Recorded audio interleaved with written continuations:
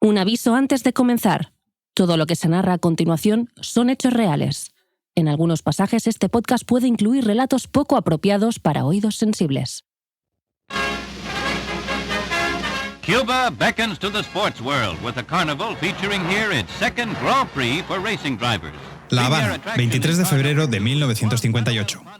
Es la víspera del Gran Premio de Cuba cuando Juan Manuel Fangio, pentacampeón del mundo, desaparece. But Fangio, here shown away from the track, is suddenly to disappear.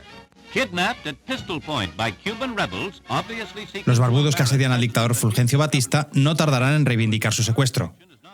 Lejos de sobresaltarse, el piloto argentino accede a acompañar a los tipos que, pistola en mano, le encañonan en la entrada de su hotel. Los raptores se disculpan con Fangio y le aseguran que no piensan hacerle daño. Efectivamente, Fangio no sufrirá un rasguño en las 27 horas que permanezca secuestrado. Charlará con sus captores y escuchará por radio la transmisión de una carrera marcada por la tragedia. Suddenly, disaster.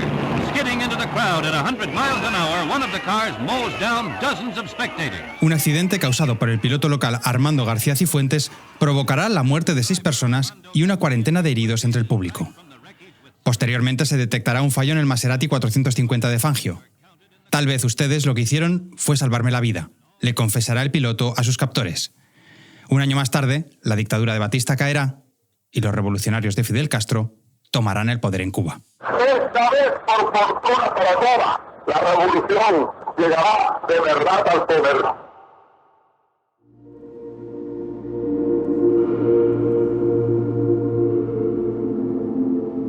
Quienes hayáis escuchado la primera parte de este brazalete doble podéis intuir por qué arrancamos así la segunda.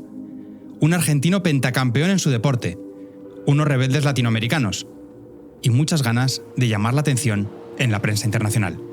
Son demasiados parecidos con apenas 5 años de diferencia.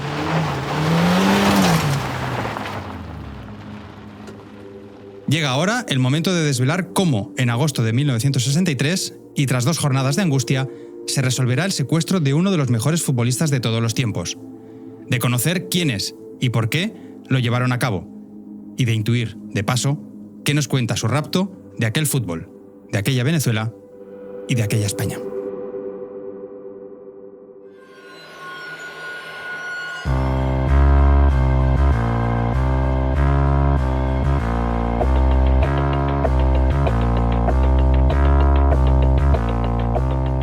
Más allá de los focos y la fama, de las victorias y el dinero, el fútbol cuenta también con su lado oscuro.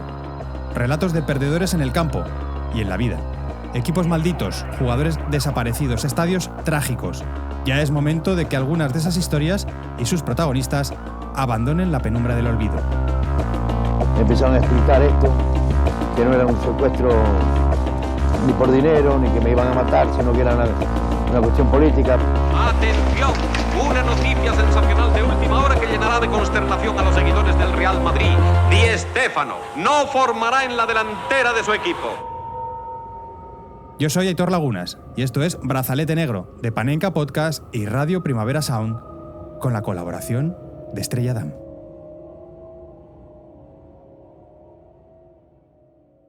Di Stéfano, límite 57 horas en Caracas, segunda parte.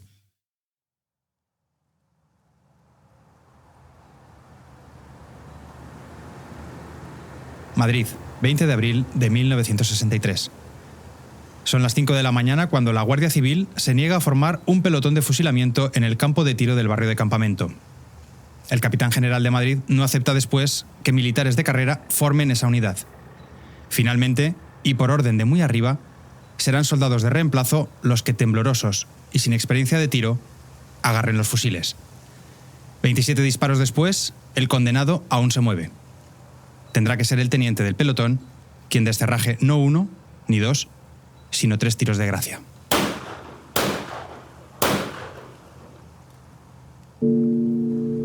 Julián Grimau, que así se llamaba a ese militante comunista, sería el último ajusticiado en España siguiendo la legislación de guerra.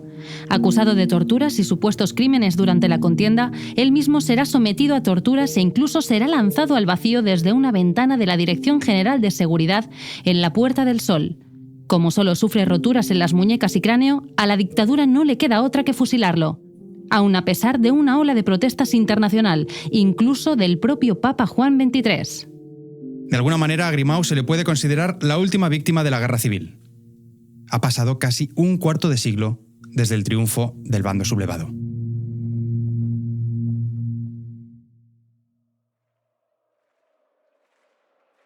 Un día después del fusilamiento se disputa la jornada final de la Liga 62-63. El Madrid, que ya es campeón matemático, vence en San Mamés por 0-1 al Athletic de Bilbao. No juega Di Stéfano. Es imposible imaginar si la saeta rubia sabe algo de Grimau, si ha leído algún breve en los diarios. Y menos aún si lo recuerda meses después, cuando al ser secuestrado en Caracas, su raptor le espete. Soy el comandante Máximo Canales y estoy al frente de la operación Julián Grimau. En realidad, la operación del Frente Armado de Liberación Nacional, que así se autodenomina el grupo, nada tiene que ver con la política española. Su objetivo pasa por derrocar al gobierno venezolano de Rómulo Betancourt, y para ello necesitan propaganda tanto dentro como fuera de sus fronteras. Que el equipo pentacampeón de Europa visite Caracas con todas sus estrellas les pone en bandeja el golpe. Y más teniendo fresco el recuerdo de lo sucedido en aquel Gran Premio de Cuba 5 años atrás.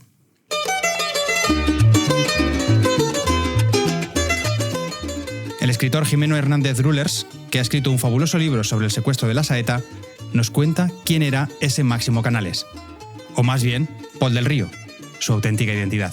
Paul del Río creció en Venezuela, pero vamos a decir, era un adolescente cuando sucedió, cuando cayó el gobierno de Fulgencio Batista en Cuba, se obsesionó con la Revolución Cubana y desde muy joven se integró a estas Fuerzas Armadas de Liberación Nacional. Más, creo que Paul del Río tenía 19 años, 20 años cuando secuestró a Di Stéfano. O sea, Di Stéfano lo doblaba en edad. Es cierto, solo tiene 19 años, pero ya ha protagonizado algún golpe sonado. En febrero de 1963 ha secuestrado junto con otros 7 camaradas el barco Anzoátegui, en el puerto de La Guaira. Tras una semana vagando por el Caribe y escapando de los aviones estadounidenses, el comando lograría atracar en Brasil y retornar a Venezuela sin pisar la cárcel. Su padre, un anarquista asturiano exiliado, sospecha ahora que este otro golpe de efecto también lleva su firma. Aunque a Paul no le interesa el fútbol, en los últimos días andaba preguntando por casa quién era ese Di Stéfano que tanta fama traía. Soy el comandante Máximo Canales y estoy al frente de la operación Julián Grimau. Resuena una voz de fumador mientras los ojos claros del secuestrado se adaptan a la repentina claridad del día. Es mediodía del sábado 24 de agosto y la comitiva furtiva ha tanteado 2 posibles escondrijos. Por razones que el delantero hispano-argentino ni conoce ni pregunta, sus captores le han conducido improvisadamente a una tercera ubicación. Un piso pequeño, con cuadros de dudoso gusto en las paredes y un lavabo que siempre deberá visitar con la puerta abierta. 60 años después de los hechos, Jimeno Hernández elucubra sobre la ubicación de ese piso franco. Lo que se sabe es que quedaba cerca del hotel. Le dieron varias vueltas y entonces fueron a este piso. Este piso, comenta Di Stéfano, que estaba forrado con pinturas de la autoría, ¿no?, de Paul del Río. Entonces él se acuerda que estaba, lo único que había en el apartamento, además de la mesita, la silla y la cocina, eran las cortinas y los cuadros. Pero la verdad es que no se sabe, o nunca se supo en qué apartamento estaba. ¿Puede ser que fuese la vivienda del propio Paul del Río? Bueno, era joven. Ya en esa época, si tú tenías trabajo, podías costearte, vamos a decir, el alquiler de un apartamento, pero si estaban los cuadros pintados por él, yo asumo que era un apartamento propiedad de Paul del Río. Ahora, con un cigarrillo en los labios y algo más tranquilo, el futbolista escucha al secuestrador jefe, cuya pistola reposa encima de la modesta mesa que preside la pieza. Máximo Canales es el nombre de guerra de Paul del Río, y Julián Grimau, el de un militante comunista fusilado por el franquismo 4 meses atrás. Probablemente este último detalle pasa desapercibido para un Di Stéfano ocupado en digerir su secuestro y en entender el peligro real que entraña. Sus raptores, 3 jóvenes, insisten en sus buenas intenciones. Solo quieren repercusión mediática para su movimiento político. Pero Alfredo no se quita una posibilidad de la cabeza. ¿Qué pasará si la policía descubre el escondite y trata de asaltarlo por la fuerza? Su mente vuelve a despegar. Acostumbrado a procesar incontables escenarios en la urgencia a la que se mueve el fútbol, ahora el cerebro de Di Stéfano enfrenta el reto contrario. Largas horas de silencio, a solas, con una única hipótesis. Bueno, dice que la cabeza le iba muy deprisa en esos días. Enrique Ortego, coautor de la biografía Gracias Vieja. Dice, no paraba de pensar cosas. Quizás se evade pensando en su Argentina. Quizás recuerda los tiempos en los que la huelga de futbolistas le llevó a jugar una liga rebelde en Colombia. Tal vez evoque aquel verano de 1952 que pasa encerrado en un piso de Barcelona mientras 2 clubes y un gobierno deciden su futuro. O simplemente puede que repase mentalmente sus más de 300 goles en menos de 400 partidos con el Real Madrid. En todo caso, sus captores irán turnándose en la tarea de habituallar el piso con empanadas callejeras y cervezas polarcitas. También de matar el tiempo jugando a las cartas o al dominó. Pero nada de todo ello aliviará la angustia del astro madridista. Ni siquiera cuando le lanzan el nombre de otro mito del deporte argentino, Juan Manuel Fangio. Me empezaron a explicar esto, que no era un secuestro ni por dinero, ni que me iban a matar, sino que era una cuestión política. Y entonces yo decía, ¿pero yo qué tengo que ver en todo este asunto? Me dice, bueno, pero dice, usted se tiene que aguantar y quédese tranquilo, no haga ninguna tentativa de escapar, porque aquí hay gente que está vigilando y tienen orden de tirar a matar.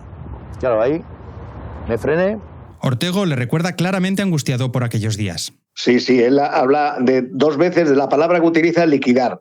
Dice que hubo 2 veces que pensaban que le liquidaban porque además dice que pasó mucho miedo durante el secuestro. Pero ahora, Roger Churiac, volvamos al Hotel Potomac, sede de la expedición madridista. ¿Cómo avanza ese sábado 24 de agosto de 1963? Pues avanza al ritmo frenético que marcan las conferencias telefónicas. Sobre el mármol de su hall pasean varias unidades de policía y también el embajador de España, Matías Vega Guerra. Con varias horas de diferencia y 7.000 kilómetros de distancia, se forman 2 grupos de trabajo para tratar de liberar a Di Stéfano. En Venezuela, el diplomático se suma a Muñoz Lusarreta, vicepresidente madridista, y a Gaubeca, organizador de la pequeña Copa del Mundo. En España, Santiago Bernabéu contacta telefónicamente desde Santa Pola con su mano derecha, Raimundo Saporta, quien durante esta misma tarde de sábado aterrizará en Barajas tras interrumpir sus vacaciones en Suiza. Ante la disconformidad creciente de los jugadores, que alegan no sentirse seguros en el hotel, Bernabéu usa esa cadena de mandos intermedios para permear 2 órdenes. La comitiva del Real Madrid no se moverá del Potomac y, como estaba previsto, el equipo disputará mañana su partido contra el Oporto. Los Santamaría, Zoco, Gento o Puskás son conscientes de que, como es habitual con Don Santiago, no queda otra que obedecer. Evaristo de Macedo, uno de los últimos supervivientes de aquella expedición, accede a recordar aquellos días para Brazalete. Se lo agradecemos especialmente. Tiene 91 años. Nosotros queríamos volver a España. Todos decían, bueno, entonces no vamos a jugar más. No jugaremos. Y el club dijo, no, nosotros vamos a cuidar de eso y ustedes van a hacer la competición. Y fue lo que ha acontecido. Quizá los más jóvenes no lo ubiquen del todo, Roger, pero ¿quién ha sido en el fútbol Evaristo de Macedo?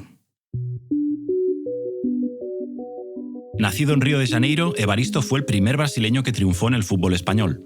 Pasó 5 años en el Barcelona, donde logró 2 ligas y destacó como un delantero técnico, potente y con instinto. Un gol suyo, de hecho, provocó la primera eliminación en la Copa de Europa del Real Madrid. Aquel año el Barça jugaría su primera final, pero caería en Berna ante el Benfica. En 1962, Evaristo firmó por el conjunto blanco, donde sumó otro par de títulos ligueros. Aunque marcó 8 goles en la clasificación de Brasil para el Mundial de Suecia, el Barça no le dio permiso para jugarlo. El torneo que acabarían comprando a Pelé coincidía con la Copa del Generalísimo. Eran otros tiempos. Así es, chicos y chicas, este caballero que nos atiende desde Río de Janeiro fue el primer crack extranjero que vistió la camiseta de Barça y Real Madrid. Luego llegarían los Schuster, Hagi, Ronaldo, Figo o Prosinecki. Había una diferencia muy grande porque el Madrid estaba acostumbrado a jugar las finales y el Barcelona no. El Barcelona ha empezado ahí. Ha sido una cosa muy distinta. Pero yo estaba contento en el Barcelona y en el Real Madrid. Como Evaristo rememora 6 décadas después, cuando se enteran de la decisión del club, el ambiente está muy bajo en la concentración madridista. Era muy difícil jugar, saber que un compañero estaba fuera del partido por problemas políticos. Eso era muy, muy malo. ¿Cómo estaría él? Ese era el problema que teníamos. El temor es grande entre los futbolistas. Como luego reconocerá el navarro Zoco ante el diario Marca: yo dormía con Félix Ruiz, pero la noche posterior a lo de Alfredo nos metimos en la habitación hasta 5 jugadores. Pachín, Isidro, Casado, Félix y yo. Llegamos a trancar las puertas con las camas y los muebles. Acompañando a las figuras madridistas se encuentra un vasco robusto de unos 50 años. Se llama Damián, aunque todo el mundo le conoce por su contundente apellido: Gaubeca. Él fue el gran empresario, vamos a decir, el pionero del fútbol en Venezuela, ¿no? Mientras en Caracas cuenta con cierta aureola de constructor echado para adelante, en España aún pesa sobre él una condena a muerte. Su delito: haber sido teniente de aviación leal a la República. Pero no hay puente que la política rompa y el fútbol no pueda reconstruir. Como ya sabemos, Gaubeca tiene especial afinidad con Bernabéu. Aficionado al fútbol desde mediados de los años 50, se ha empeñado en traer a los mejores equipos europeos a su torneo veraniego en Caracas. De gancho comercial suele usar a clubes españoles. Por allí irán pasando Real Madrid, Barça, Athletic Club, Valencia, Atlético o Deportivo, arrastrando a la numerosa colonia emigrante. Completan el cartel usualmente grandes conjuntos argentinos, brasileños o colombianos, ¿no, Andrea? Así es, como Millonarios de Bogotá. Con la camiseta del Ballet Azul disputa un joven Di Stéfano la primera edición de la pequeña Copa del Mundo en 1952. Entre los rivales, un Real Madrid al que marca un gol. Un año después de aquellos partidos y tras un fichaje tumultuoso, la saeta, como le apodaban, acabará volando en Chamartín. Según nos cuenta su hijo, igualmente llamado Damián, Gaubeca había sufrido un intento de asalto pocos días antes del rapto de Di Stéfano. Los que secuestran a Alfredo también intentan secuestrar a mi padre. Mi padre abre la puerta de su casa. Mi padre era un tío muy corpulento. En ese momento le dan con la culata de un rifle a mi padre en la cabeza y se cae detrás de la puerta con tan buena suerte que, como era tan voluminoso, no abría la puerta. Desisten de llevarse a mi padre, o no sé lo que querían, pero bueno, desisten y se lleva a cabo el secuestro de Alfredo. Quizá no tenga presente el nombre de Julián Grimau, pero Di Stéfano, desde luego, sí conoce a Juan Manuel Fangio.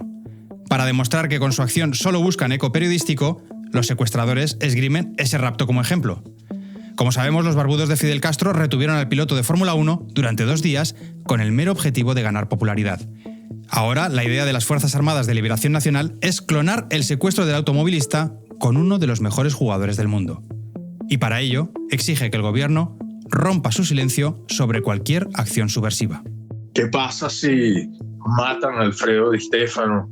Hubiese sido un problema internacional gravísimo, ¿no? Y el gobierno de Betancur, aunque supo manejar la situación, se vio entre la espada y la pared, ¿no? Tuvo que ceder a la condición que tenían de no publicar las acciones de la guerrilla. Y mira, tuvieron que hacerlo, tuvieron que rodar la noticia en España, apareció aquí en primera página en todos los periódicos, los noticieros por radio hicieron eco de la noticia. O sea, en 2 días la noticia circuló, vamos a decir, por todo el globo, ¿no? Así que el gobierno de Betancur, aunque manejó la situación bien, oye, le hizo mucho daño el secuestro.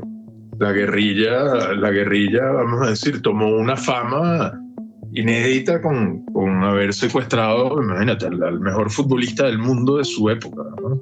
En todo caso, si resulta como lo de Fangio, será cosa de pocas horas. Mejor, piensa Di Stéfano, sobre quien se cierne el abatimiento tras superar la noche del sábado. Apenas ha pegado ojo, estirado en el suelo, no se ha duchado y en su estómago se centrifugan nervios, comida callejera, cervezas y tabaco. Además, hoy es el 7º cumpleaños de su hijo. Pide por favor a Paul del Río que haga llegar a los medios una nota para comunicar su felicitación. Del Río cumple.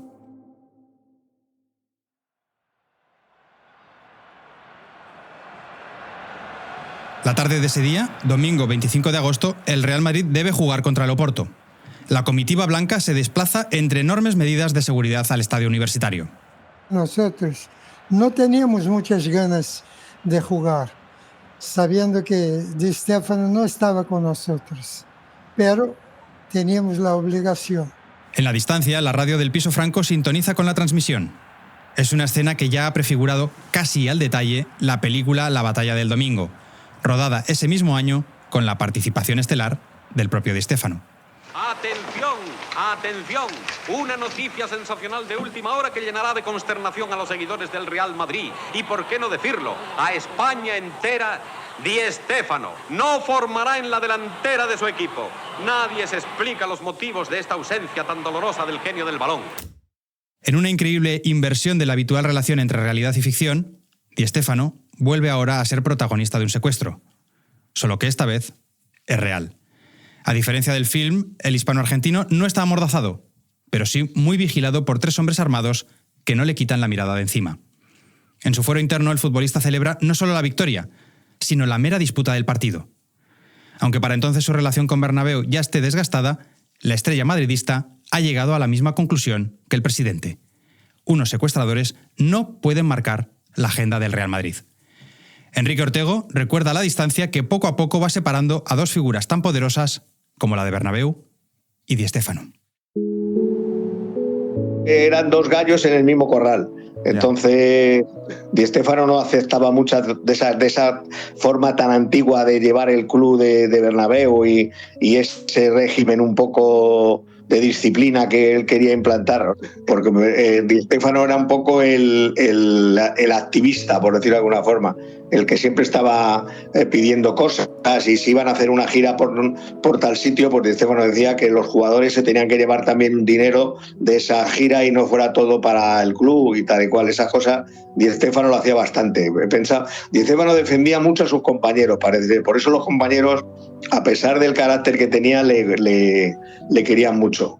A pesar del carácter que tenía, dice mi apreciado Ortego.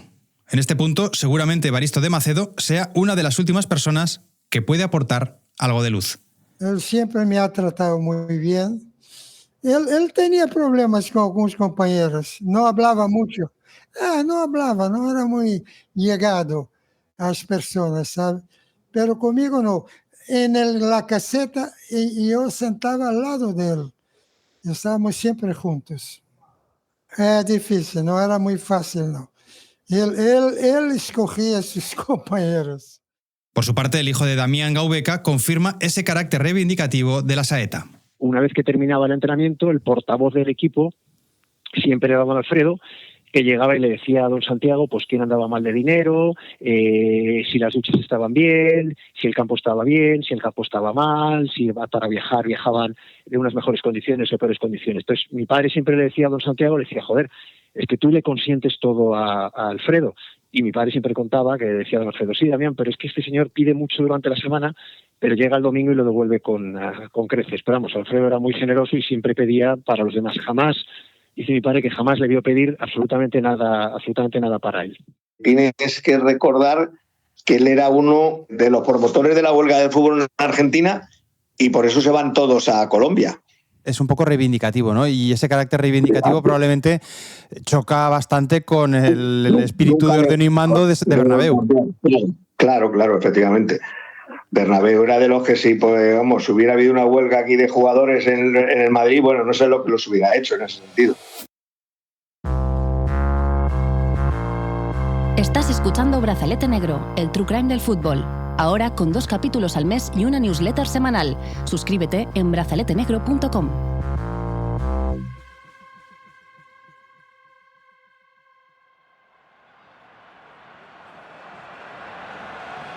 En resumidas cuentas, que tras una década de éxitos, la relación entre presidente y estrella se va agrietando. Bueno, no parece muy difícil de entender. Pero esa tarde, ambos coinciden en que el Madrid debe jugar y juega. Los goles de Félix Ruiz y Paco Gento supondrán un alivio para el jugador hispano-argentino, que lo sigue por la radio. Ese alivio se transformará después en euforia gracias a la frase de uno de sus captores. Descansa, que mañana nos toca cumplir a nosotros. En España, los diarios despachan ese lunes, 26 de agosto, la misma sensación.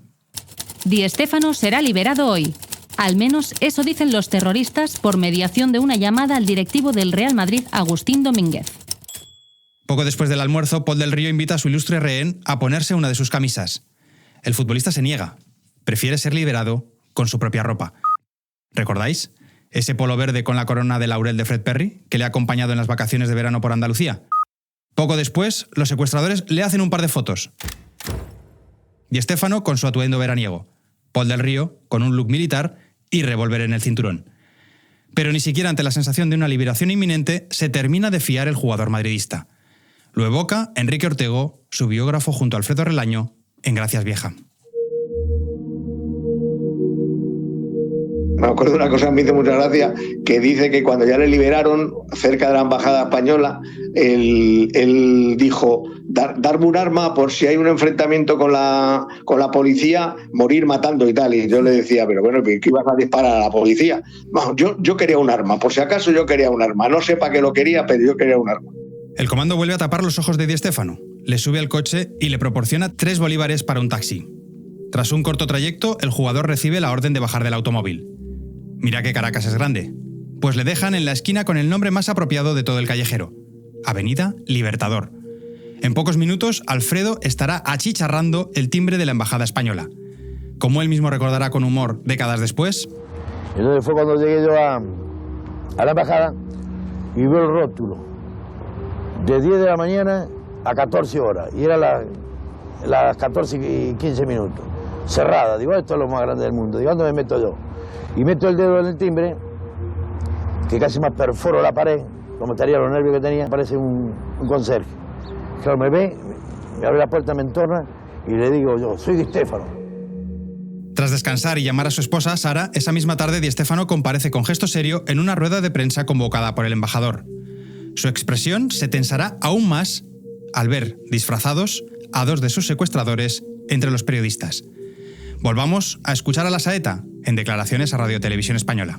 Me acompañaban alrededor mío el embajador y los periodistas que estaban tomando nota. Entonces, hago así, levanto la vista y había 2 de ellos, de los que me habían secuestrado, ahí metidos. Y yo dije, acá Alfredo, di lo justo, no te pasé porque puede ser peor el asunto. Y entonces se terminó y yo me fui con el embajador a la embajada. ¿Cómo sería el susto que comí con ellos? Me dieron una habitación y tranqué la puerta con una silla del miedo que tenía. No pude dormir en toda la noche. Estaba peor en la embajada que en el apartamento secuestrado.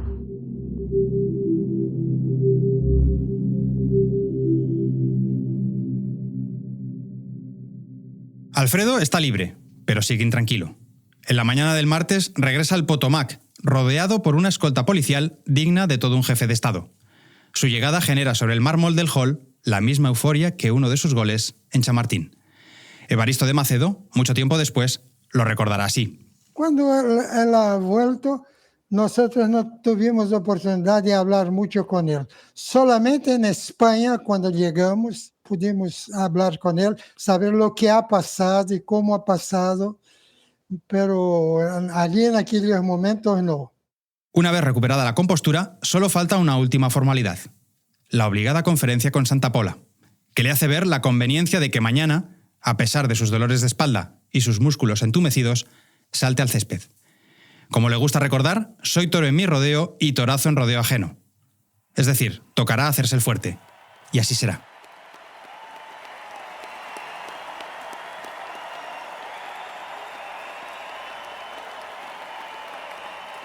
El miércoles 28 de agosto, la multitud aplaude durante 5 minutos su salida, mientras efectivos de la policía se despliegan sobre el tartán, con la espalda hacia el campo y las armas hacia la grada.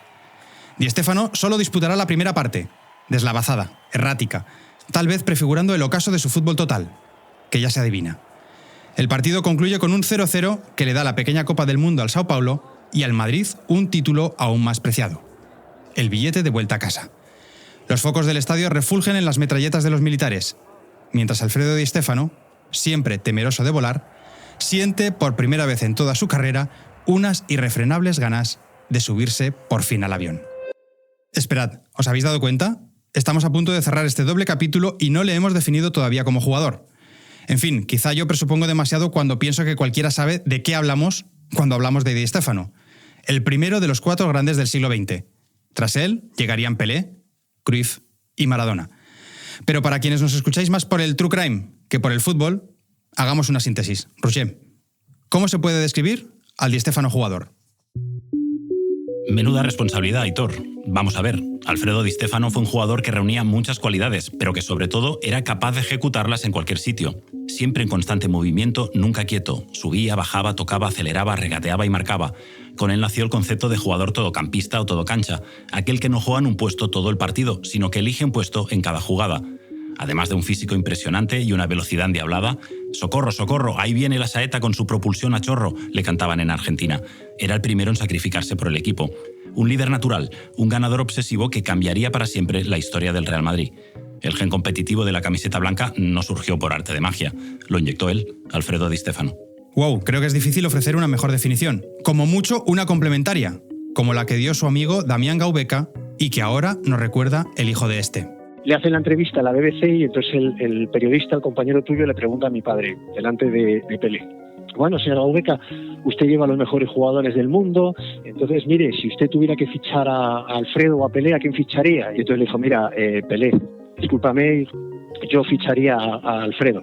Y entonces le pregunta al periodista, ¿por qué ficharía usted a Alfredo? Y dice, es muy sencillo. Dice, para Pelé jugaban 10 y Alfredo jugaba para 10.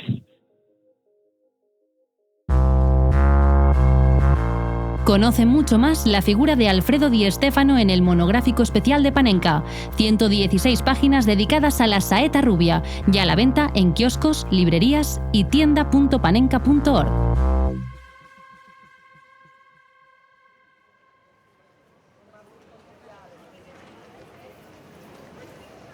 «14 días después de despegar en el aeropuerto de Barajas, la expedición madridista por fin toma tierra en el mismo punto. ¿Recordáis que había la posibilidad de prorrogar la gira americana por Argentina y por Colombia? Huelga decir que nada de eso sucederá. En cuanto se acabe la pequeña Copa del Mundo de Caracas, el conjunto blanco pondrá rumbo a España. Así lo describirían Di Stéfano y Santamaría en una pieza de televisión española. Yo que le tenía un miedo al avión impresionante, era el primero que estaba en la fila para salir para el avión, en Caracas. Y en el aeropuerto, cuando nos veníamos nosotros, Alfredo se sentó a tomar una Coca-Cola y tomó 20 Coca-Cola. Digo, ¿para qué querés más Coca-Cola? José Emilio Santamaría. Y a la media hora de estar el avión arriba fue cuando dijo, es que estaba rodeado de todos los que me habían encerrado. Lo debió pasar muy mal porque además es bastante aprensivo. Y alguna vez decía, ya no sé si era todo verdad o yo lo tenía todo en mi cabeza. Dice, porque claro, no podía ser que me lo encontrara, nos lo encontramos en la rueda de que yo los viera en la conferencia de prensa, luego los volviera a ver en el aeropuerto, luego y lo volví a ver en el avión. Era como si estuviera obsesionado. Dice, ya no sé si era una obsesión mía que les veía por todos los sitios o era realidad que hasta el último momento estuvieron siguiendo. Pero mayor es aún el asalto en Madrid cuando Di Stéfano llega a Barajas en el avión que le trae a la capital española. Como es natural, los más impacientes por verle son sus propios familiares tras los momentos de angustia. El noticiario cinematográfico no escatima minutaje. Además de las escenas familiares, a Di Stéfano se le ve acompañado de Bernabéu en una nueva rueda de prensa. Es fácil apreciar la fatiga de Di Stéfano y los efectos que le ha producido esta singular aventura. Un nodo, este que oímos, que será proyectado en las primeras semanas de septiembre de 1963. ¿Y a que no sabéis qué película se estrena justo esos días? Pues sí, el noticiero coincidirá como entrante con los primeros pases de La Batalla del Domingo. No me digáis que no es un bucle tremendo.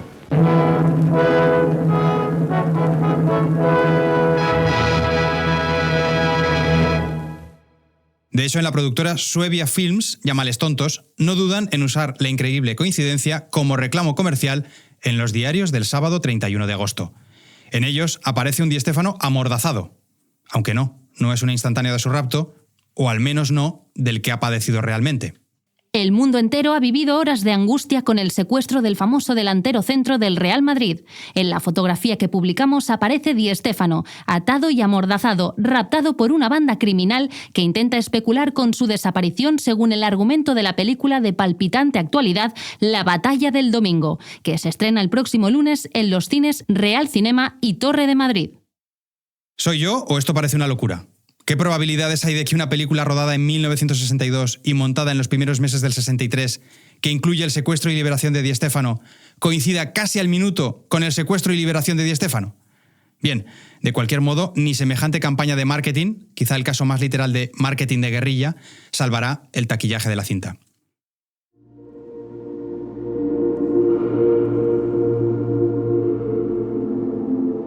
Hablando de cine, si este doble capítulo fuese una película, ya estaría llegando a esa parte en la que explican cómo acaban cada uno de los personajes.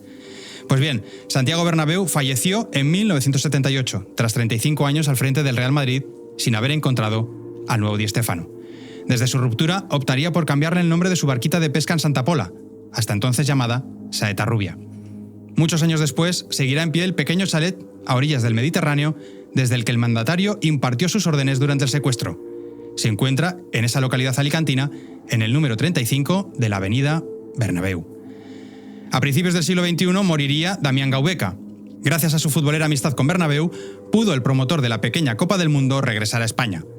En su última hora pediría ser enterrado en Euskadi, la tierra que había abandonado de joven por culpa de la guerra, cubierto por 2 banderas, la de Venezuela y la de la Segunda República. El gran protagonista de este capítulo doble, Alfredo Di Stéfano, acabaría 11 meses después de su rapto su gloriosa andadura en el Real Madrid. La derrota en la final de la Copa de Europa ante el Inter y el enfrentamiento posterior con Miguel Muñoz y Santiago Bernabéu, cuya directiva le ofrecería seguir de cualquier cosa en el Madrid, una expresión que había empleado el propio Di Stéfano, originaron su turbulento adiós. Tras colgar las botas en el Español, Di Stéfano haría carrera en los banquillos. Ganaría ligas con Boca, con River y con el Valencia, y dejó algo más importante en el Real Madrid. Apostó por la Quinta del Buitre. Tras hacer de comentarista televisivo desde el año 2000 hasta su muerte en 2014, ostentó la presidencia de honor del Real Madrid. Finalmente, Del Río cayó en prisión en 1971, pero no por el secuestro de la saeta, que ni siquiera se juzgó. De nuevo en libertad, daría rienda suelta a su vocación de pintor y escultor. Cercano al comandante Hugo Chávez, durante el régimen bolivariano alcanzó categoría de artista oficial. El propio Chávez le encargó el diseño del sarcófago de madera donde reposan, desde 2011, los restos del libertador suramericano Simón Bolívar. Cuando visitó España en 2005, alguien le hizo creer a Paul del Río que Di Stéfano se brindaría a un encuentro público. No fue así. La saeta aún tenía presente el sufrimiento de aquel verano de 1963. Y Di Stéfano no quiso hacerse una foto con él. Y además algún día comentaba allí, lo que encima, con lo mal que lo pasé, voy a hacerme una foto con él, tal y cual. Pero sí comentó en alguna otra ocasión que él les había perdonado porque su causa era una causa altruista en la que él se dio cuenta con el tiempo que no le querían hacer daño. O sea, que era verdad lo que le dijeron nada más a meterle en el coche cuando le sacan del hotel. Esa decisión de Di Stéfano, siendo más Di Stéfano que nunca, aún le da más valor a las únicas imágenes que existen de ambos. Son las que se tomaron en aquel piso de Caracas. Secuestrador y secuestrado. Uno aferrado a su revólver y el otro a su polo Fred Perry. Ambos nos miran, ya para siempre, desde aquellas 57 frenéticas horas de agosto de 1963.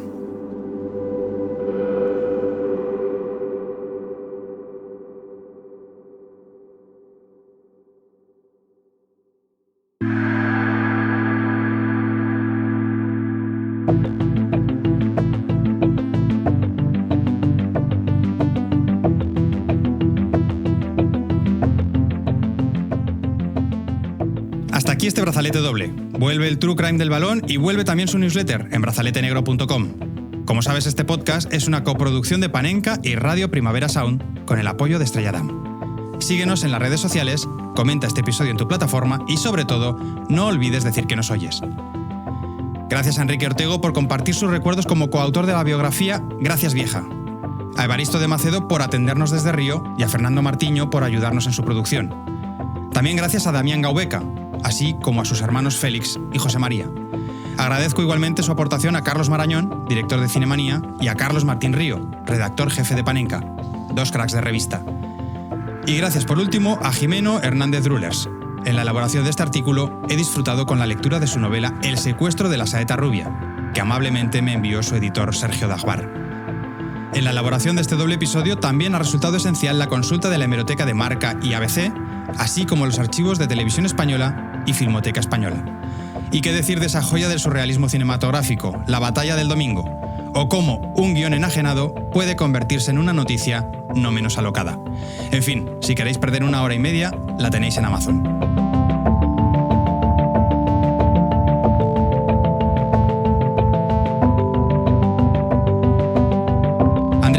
David Camilleri, Rob Román y Nacho Medina han colaborado en la técnica, Matías Rossi en el diseño de sonido, Edu Boada y Joan Cebrián en las redes, así como Andrea Ginés y Roger Churiac en las locuciones. Marta Salicru es la productora ejecutiva y yo soy Aitor Lagunas. Gracias por escucharnos. Y recordad, Bill Shankly no tenía razón. El fútbol, a veces, sí es una cuestión de vida o muerte. Hasta el próximo brazalete.